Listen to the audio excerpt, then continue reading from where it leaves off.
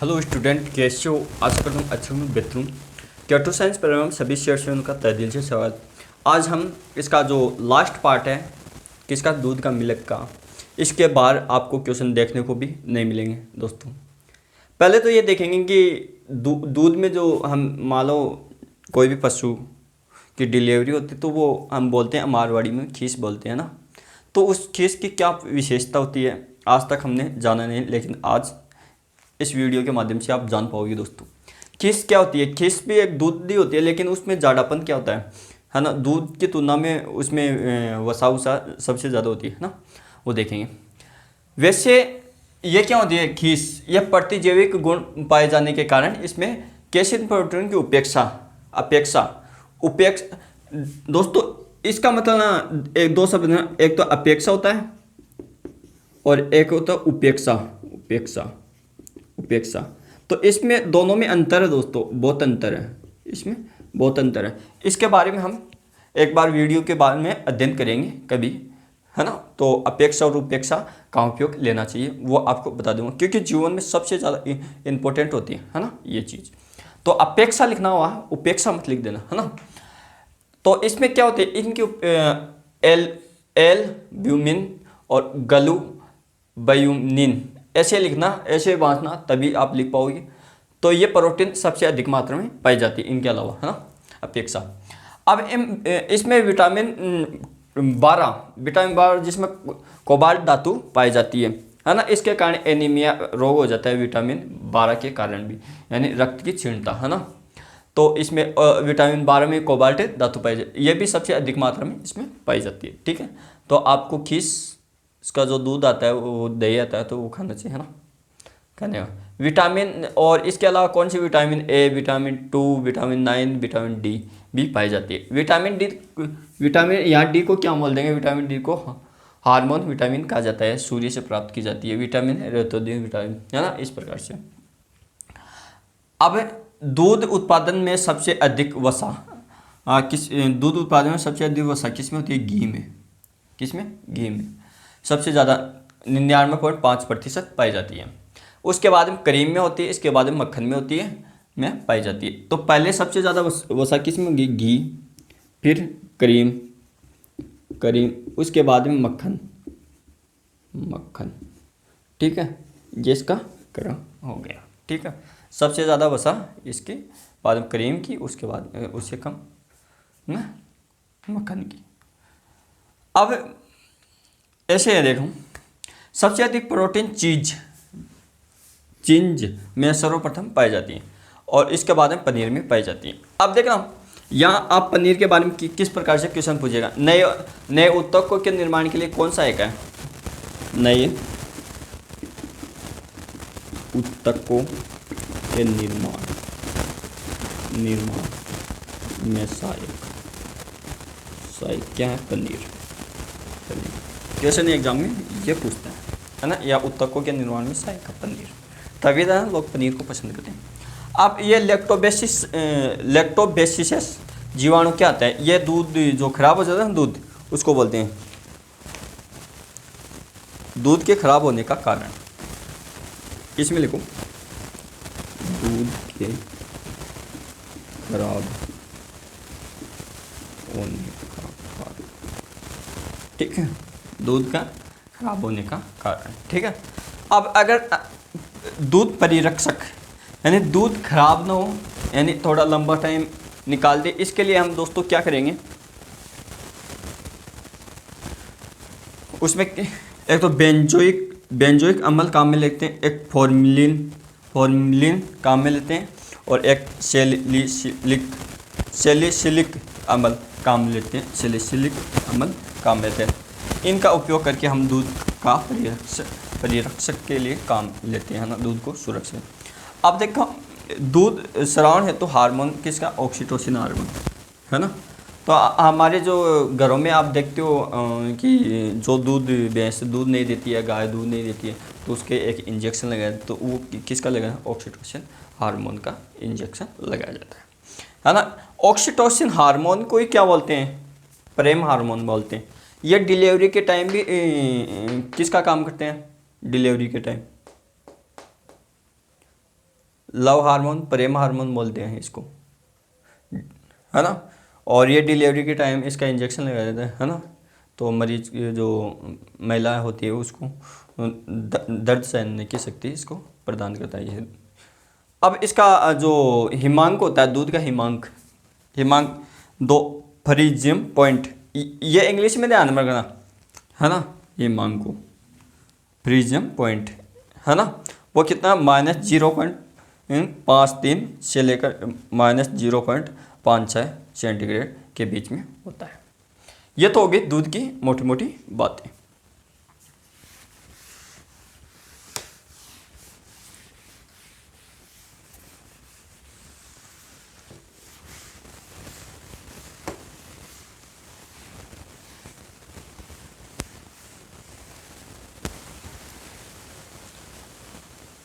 अब ये कि दुधारू पशु में दूध कुपियाँ कोशिकाओं से बनती हैं, यानी किस में बनती है, कोशिका में। ये कोशिका रक्त में से अवयवों को लेकर उन्हें दूध में बदल देती है। दूध शर्करा यानी लैक्टोज शर्करा क्या, दूध के मिठास के लिए सहायक है। ये आपने पढ़ा है दोस्तों, हाँ, के निर्माण में जो रक्त के ग्लूकोज तथा लैक्टोज का उपयोग होता है, ठीक है। अब क्या इसके बाद में एक पॉइंट और इसका दूध का श्वेत क्रांति। दूध के क्षेत्र में उत्पादन बढ़ाने के लिए ऑपरेशन फंड नामक योजना प्रारंभ की गई। भारत के डॉक्टर वर्गीज कुरीज, डॉक्टर वर्गीस कुरियन,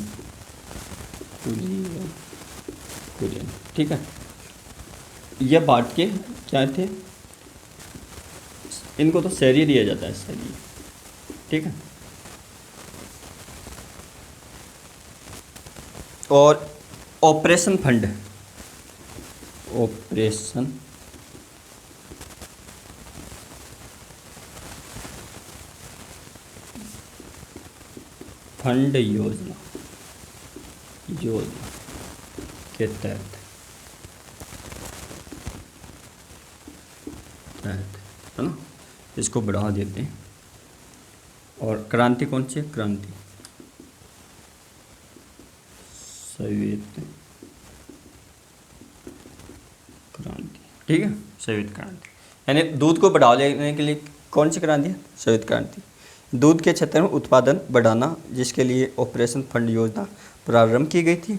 और ये इसको भारत के कौन से डॉक्टर वर्गीस कुरियन नामक है वैज्ञानिक। तो ये भी आपको ध्यान में रखना है ना। इसको जनक भी बोल सकते हैं, श्वेत क्रांति का जनक, ठीक ऐसे। लेकिन आपको जनक कभी नहीं पूछता, वो यही पूछते किसको श्रेय जाता है, यानी किसका योगदान रहा है ना, ठीक है, आपकी सफलता में किसका श्रेय है। तो ये श्वेत क्रांति में इनकी सफलता का श्रेय था। ये था आपका मिल्क दोस्तों। तो मिल्क से संबंधित आपने जितना भी पढ़ा वो एक बार रिवाइज करना। और आप किस प्रकार से रिवाइज करोगे इसको, ऐसे नहीं, ऐसे लिखना जैसे आप नोट्स बनाते हो, है ना। तो ऐसे लिखो, दूध लिखा, ठीक है, या दूध लिखा, या सफ़ेद लिखा, सफ़ेद, कैल्शियम, अन्य में इसका लिखो, ठीक है। और इसका दूध का पीएच देख, ऐसे देखना, दूध 50 के भाव था आपकी, आप जो मोल लेके आते हो, है ना। तो अगर उसको टाइम पर से नहीं हो तो 14 बात सुना देगा। तो 50 + 14 कितना हो गया, 64। तो 64 तो इसका पीएच हो नहीं सकता दोस्तों, इसलिए इसका क्या हो गया, 6.4 दूध का पीएच हो गया, ठीक है। 6.4 दूध का पीएच मान हो गया, ठीक है। ऐसे इसका पीएच मान स्केल याद रखना। अब देखना, अगर मान लो आपने 10 दिन और लगा दिए, 10 दिन और लगा दिए और दूध नहीं दिया, दूध वालों को पैसे नहीं दिया, तो और 10 बात सुनाएगा, तो और 10 तो 64।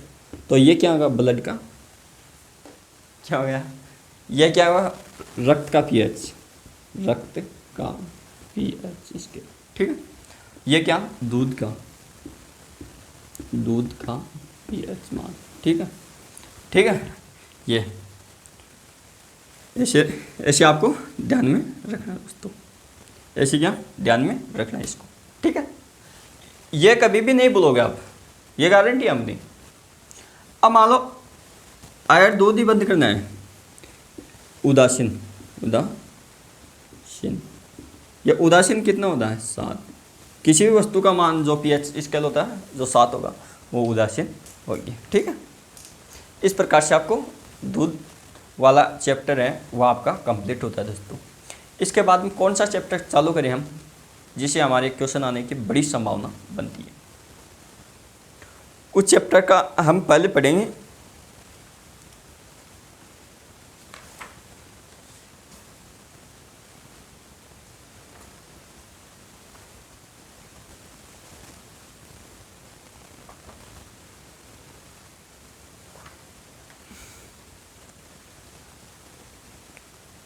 अब नया चैप्टर दोस्तों चालू करेंगे, ऐसा चैप्टर जिसमें आपको क्वेश्चन ज़्यादा से ज़्यादा देखने को मिलते हैं एग्जाम में, तो वही चैप्टर आपको लेके आएंगे।